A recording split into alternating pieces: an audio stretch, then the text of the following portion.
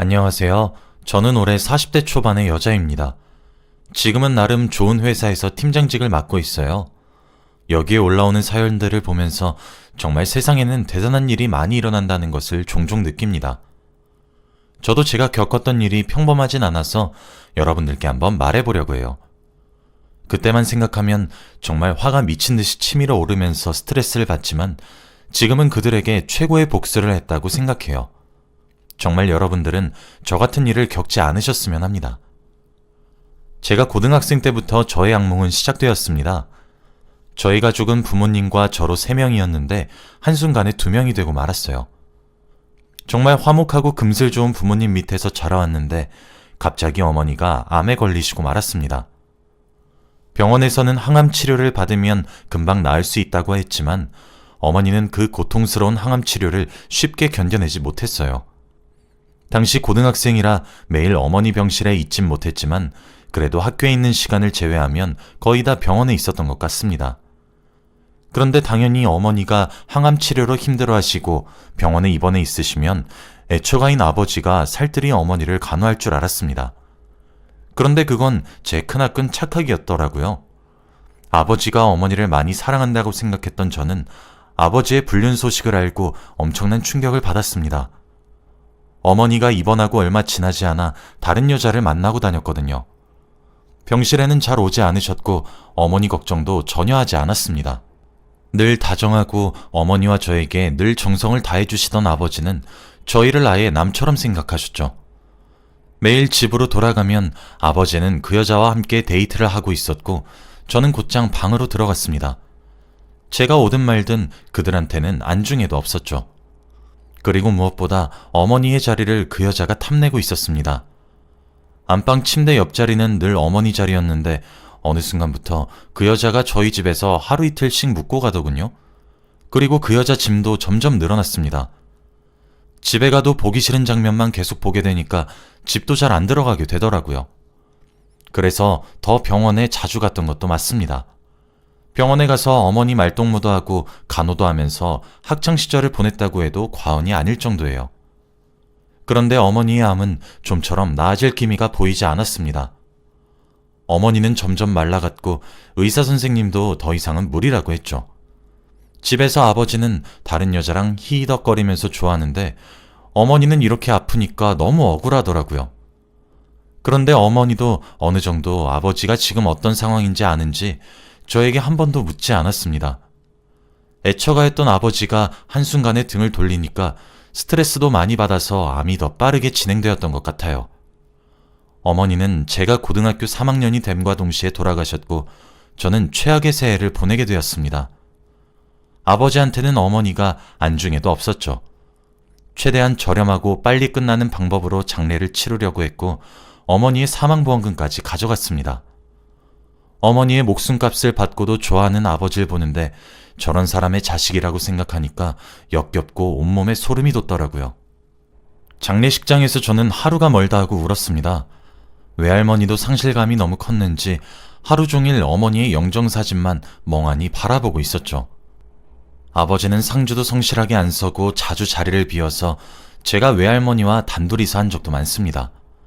그런데 그날 아버지가 상주 자리를 비웠고 저와 외할머니만 서 있었어요. 그때 한 여자가 조문객으로 왔고 외할머니는 그 여자를 보자마자 반갑다며 오랜만이라며 인사를 나누었죠. 전 누군가 싶어서 얼굴을 봤는데 그때 전 경악을 하고 말았습니다. 아버지가 만나는 바로 그 상간녀였거든요. 저는 저 사람이 무슨 양심으로 여기로 오는 건가 싶어서 멍하니 그 여자를 보고 있었어요. 그런데 외할머니와 그 여자의 대화 내용을 자세히 들어보니 더 화가 났습니다. 알고 보니 아버지의 상간녀와 어머니는 어릴 때부터 친했던 절친 사이래요. 상간녀가 어머니가 없이 자랐는데 외할머니가 거의 엄마 역할을 해줬다고 합니다. 은혜를 베풀지도 못할 망정 어떻게 자기 절친의 남편과 불륜을 저지르나요? 그 여자는 저를 보고 외할머니 몰래 씩 웃었고 저는 주먹을 움켜쥐었습니다. 화가 미친 듯이 났거든요. 그 여자는 연기를 하며 외할머니를 보듬어 주었고 외할머니는 그 여자한테 나한테 딸이 2명이 있는데 이제 너밖에 안 남았네 라고 하면서 그 여자를 정말 친딸처럼 생각하고 있었습니다. 그 모습을 옆에서 지켜보는데 외할머니한테 솔직하게 저 여자의 정체에 대해서 말할까 말까 정말 고민 많이 했는데 그러면 외할머니가 쓰러지실까봐 차마 말을 못했습니다. 지금 어머니까지 돌아가셔서 정신없는 와중에 자기가 친딸처럼 아꼈던 여자의 비밀까지 알게 되면 정말 힘들어하실 것 같았거든요. 그리고 그 여자는 정말 양심도 없는지 어머니 영정사진 앞에서 절도 하고 음식도 야무지게 다 먹고 갔습니다. 어머니가 돌아가시면 그래도 아버지가 정신을 차리시고 집안에 다시 관심을 기울이실 줄 알았어요. 그런데 역시 사람은 쉽게 바뀌지 않더라고요. 어머니의 사망보험금을 받고 좋아하고 상주를 제대로 서지 않을 때부터 알아봐야 했습니다. 아버지는 어머니의 죽음이 기회라고 생각했는지 장례식이 끝나자마자 그 불륜녀와 결혼을 하더라고요. 어떻게 자기 와이프 절친과 재혼을 할 수 있나요? 정말 그때 정신적인 충격이 너무 크게 다가왔습니다. 제 상식으로는 도저히 이해가 되지 않았거든요. 그런데 거기다가 그 불륜녀는 아이까지 있었습니다. 그 여자는 초혼인데 아이가 있다고 했습니다. 결혼하지 않은 남자와 자기 사이에서 생긴 자식이래요. 아버지가 정말 그 여자한테 푹 빠지신 건지 저희 집에 그 여자가 오자마자 옛날에 어머니한테 하셨던 것처럼 정성을 다해 그 여자를 보살폈습니다. 그리고 자기 자식도 아니면서 그 여자의 자식을 저보다 더 챙겼어요. 그 집에서 저는 거의 버려진 자식이었고 아버지와 대화도 끊긴 지 오래되었습니다. 식탁에서 저만 빼고 셋이서만 밥을 먹는 건 기본이었고 저 빼고 여행을 간 적도 많습니다. 이런 일이 일상이 되니까 저도 점점 정신이 피폐해지고 학교 생활도 집중할 수 없었어요. 한창 중요할 시기인 고등학교 3학년 때 이런 일이 일어나니까 공부에 너무 방해되더라고요. 저를 대놓고 무시하고 싫어하는 새엄마와 그리고 그의 아들까지 감당하기 힘들었습니다. 그리고 무엇보다 끝까지 제 편일 줄 알았던 아버지도 등을 돌리니까 세상에 믿을 사람 하나 없더라고요. 저는 성인이 되자마자 이 집에서 나가겠다고 혼자 다짐했고 악착같이 돈을 모았습니다. 학교 끝나자마자 아르바이트를 하면서 성인이 되어서 쓸 돈을 차근차근 모아갔죠. 그러다 보니 성적이 점점 떨어졌고 학교에서도 이 정도 성적이면 대학교 진학은 무리라고 하더라고요. 저는 등록금도 없어서 대학교 갈 생각은 진지하게 포기했었고 그냥 직장인이 되고 싶었습니다. 안정적인 월급을 받으면서 혼자 자립할 수 있는 능력이 되는 게 꿈이었죠. 그런데 제가 이렇게 성적이 점점 떨어지니 저와 같은 학교에 다니는 새엄마 아들이 가족들에게 말을 했나 봅니다. 제가 요즘 공부도 안 하고 아르바이트 한다고 밖에 나가서 늦게 집에 들어오니까 제가 방황하는 줄 알았나 봐요. 가족들한테는 제가 아르바이트 한다고 말을 안 했던 상황이었기에 당연히 놀러 다니는 줄 알았겠죠. 그래서 새엄마와 아버지한테 크게 혼이 났습니다. 혼이 나는 동안 새엄마네 아들이 너무 미웠고 싫었지만 차마 돈을 벌기 위해 아르바이트를 하고 있다고 말을 못 하겠더라고요.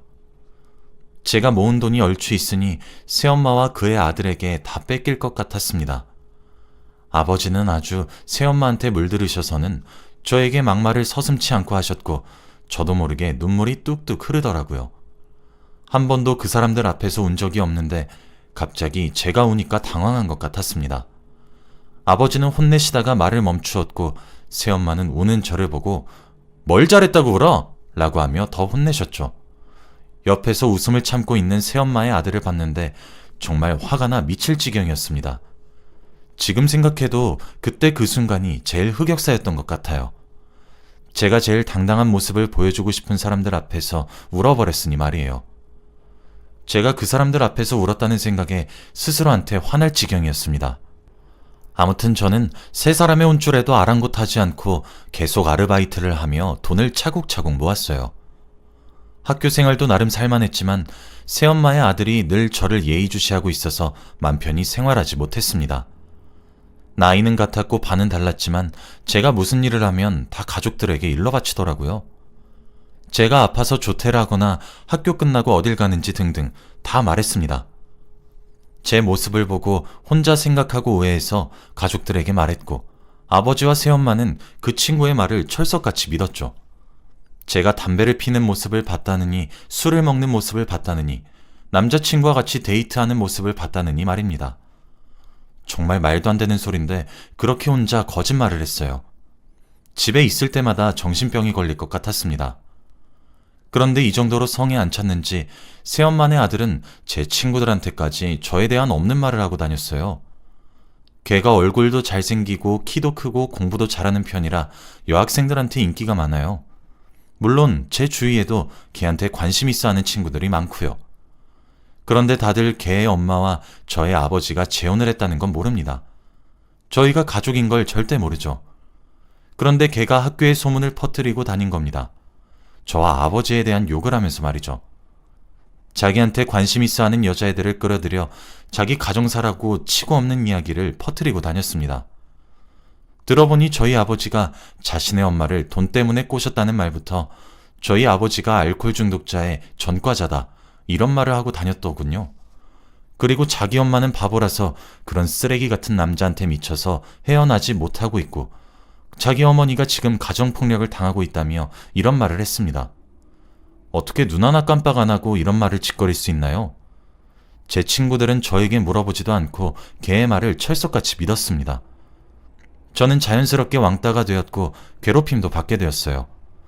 범죄자의 딸이라고 하면서 손가락질했고 복도도 제대로 못 걸었습니다. 걸어다닐 때마다 저를 알지도 못하는 애들이 제가 넘어지게 발로 걸기도 했고 밀치기도 했거든요. 제가 이렇게 당할수록 새엄마의 아들은 더 기뻐하고 좋아했습니다. 저는 이런 사실을 모두 아버지에게 말했어요. 새엄마는 자기 핏줄인 아들의 말을 들을 게 안 봐도 뻔했지만 아버지는 그래도 자신에 대한 없는 이야기를 하면서 피해자 코스프레하는 사람을 가만히 두지 않을 거라고 생각했거든요. 그런데 제가 아버지를 너무 과대평가했나 봐요. 이미 아버지는 제 곁을 떠나서 걔의 새아버지가 된 지 오래였습니다. 오히려 저보고 없는 말 지어내지 말라며 꾸지람을 들었거든요. 정말 지금 생각해도 어처구니가 없는 것 같습니다. 어떻게 친딸의 말보다 남의 아들의 말을 더 믿는 거죠? 아무리 제가 맞다고 울면서까지 말을 해도 귀등에도 안 듣는 아버지를 보고 저는 결심했습니다. 이제 저에게 가족은 없다고 말이죠. 그래도 나머지 핏줄의 정은 남아있다고 생각했는데 그것 또한 제 착각이었던 겁니다. 저는 그때부터 집을 나가고 싶다는 생각밖에 안 했던 것 같아요. 아버지는 제가 했던 말들이 제가 다 만들어낸 시나리오라고 생각해서 저를 더 많이 힘들게 했습니다. 그래도 이전에는 집안에 제가 없는 사람을 취급당했다면 이제는 아예 대놓고 인신공격을 했죠. 셋이서 마음이 잘 맞는지 저를 대놓고 놀리고 괴롭히는데 정말 그때는 어떻게 살아갔는지 몰라요. 지금 생각해도 그때로 돌아가고 싶지 않습니다. 그러다가 새해가 되었고 최악의 새해를 맞이했죠. 성인이 되자마자 1월 1일에 저는 야반도주를 했습니다. 제가 지금까지 아르바이트해서 모은 돈과 옷 몇 벌을 챙기고 말이죠. 그리고 제가 예전부터 생각해놓은 지역으로 떠났어요. 바로 어머니의 고향입니다. 저는 고등학교 3학년의 그 1년이 최고로 지옥 같았어요. 그런데 이제 그 지옥도 끝이 났고 이제 20살의 첫 시작은 어머니의 고향에서 시작하고 싶었죠. 거기서 누추한 원룸도 구하고 일도 새로 시작했습니다. 한동안 아무도 저를 모르는 곳에서 다시 시작하니까 기분이 이상하더라고요.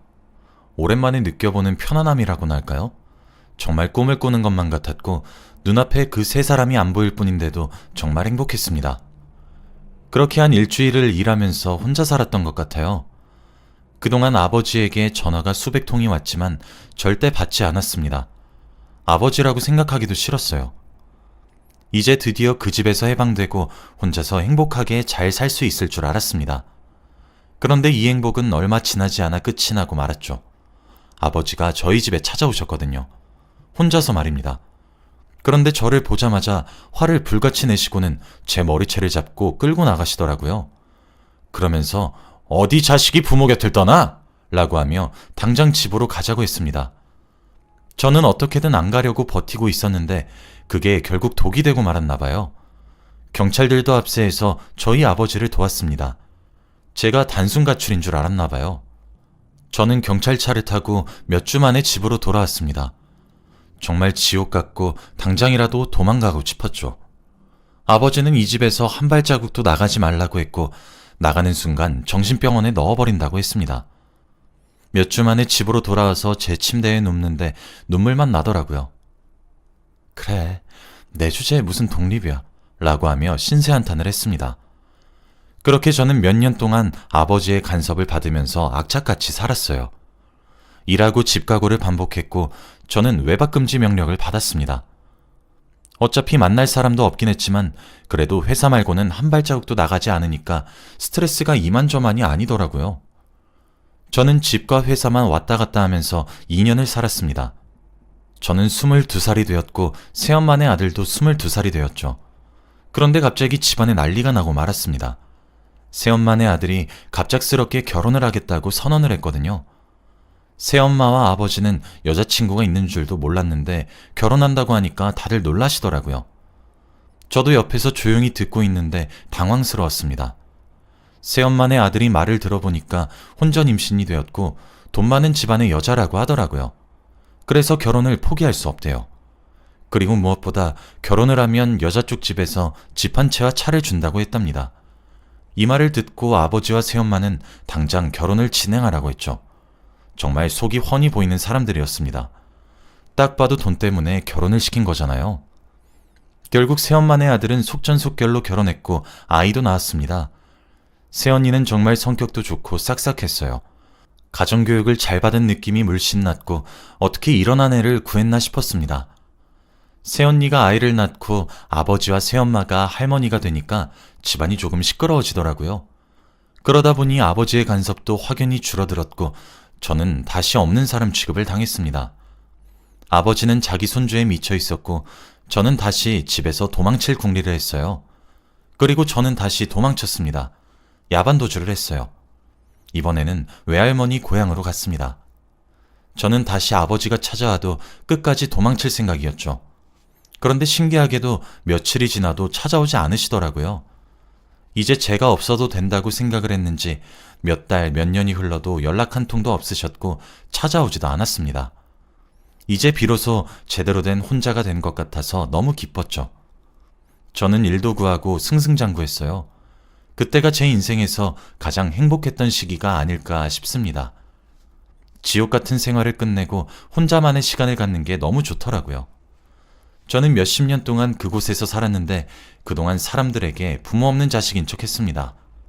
부모님이 두 분 다 어릴 때 사고로 돌아가셨다고 하면서 말이죠. 이렇게 해서라도 그 두 사람을 저와 관련을 끊고 싶었습니다.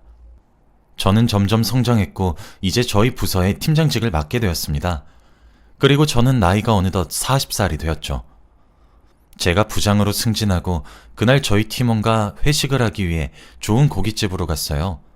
제가 쏘기 위해서 비싼 음식을 파는 고깃집으로 갔습니다. 다들 저에게 축하한다고 이것저것 선물도 주고 좋은 말이 서로 오갔죠. 술을 더 시키기 위해 종업원을 부르는데 뭔가 익숙한 사람이 오더라고요. 술이 조금 취하긴 했지만 저는 그 사람을 알아보는데 얼마 걸리지 않았습니다. 바로 새엄마의 아들이었어요. 거기서 아르바이트를 하고 있더라고요. 나이 40살에 말이죠. 저와 그 사람은 둘 다 놀라서 벙쪄 있는데 팀원들이 부장님 아시는 분이세요? 라고 물어보더라고요. 그런데 제가 얼마 부리고 있으니 새엄마네 아들이 모르는 사이라고 하며 술을 가지러 갔죠. 몇십 년 만에 보는 얼굴인데 정말 많은 고생을 한 것처럼 보이더라고요. 그런데 저는 지금 부장으로 승진해서 여기서 술을 받아먹고 있는데 새엄마네 아들은 거기서 아르바이트를 하고 있으니 조금 통쾌했습니다. 그리고 저는 계산을 하러 갔더니 새엄마네 아들이 서 있더라고요. 음식값이 꽤나 나왔는데 저도 잘난 체를 하고 싶었는지 일시불로 했습니다. 저는 다신 이 음식점을 오지 않겠다고 다짐하고 나가려는데 새엄마네 아들이 그러더라고요. 아버지가 암에 걸리셨다고 말입니다. 정말 충격적이었어요. 새엄마네 아들의 말에 의하면 아버지가 암에 걸렸는데 새엄마는 나 몰라라 하고 사망보험금만 기다리고 있대요. 그리고 집에 매일같이 다른 남자를 데려오고 말입니다.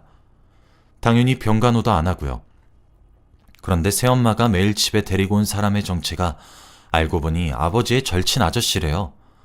자기 남편의 절친과 바람이 난 겁니다. 새엄마가. 정말 그걸 듣는데 온몸에 소름이 돋더라고요. 아버지가 어머니한테 했던 짓을 지금 새엄마가 똑같이 하고 있는 거잖아요.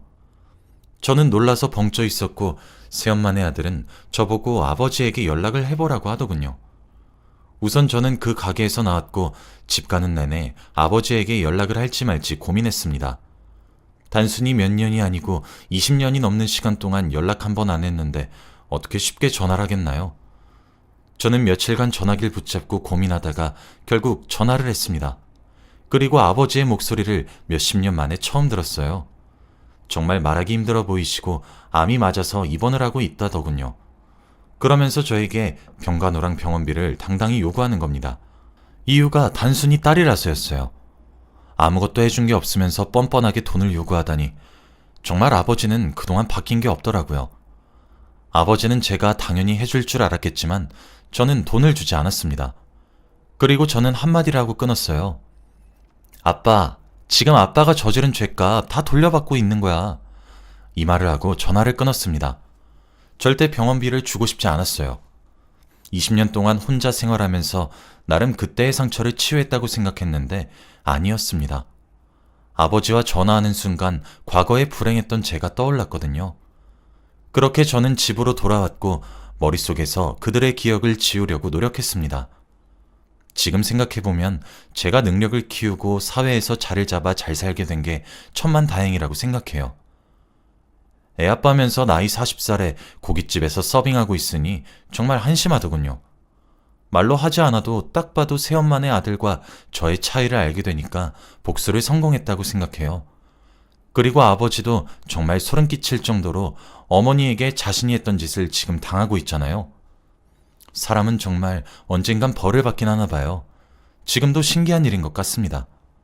아무리 생각해봐도 아버지 병원비를 지급 안 해준 것이 정말 대단한 것 같아요.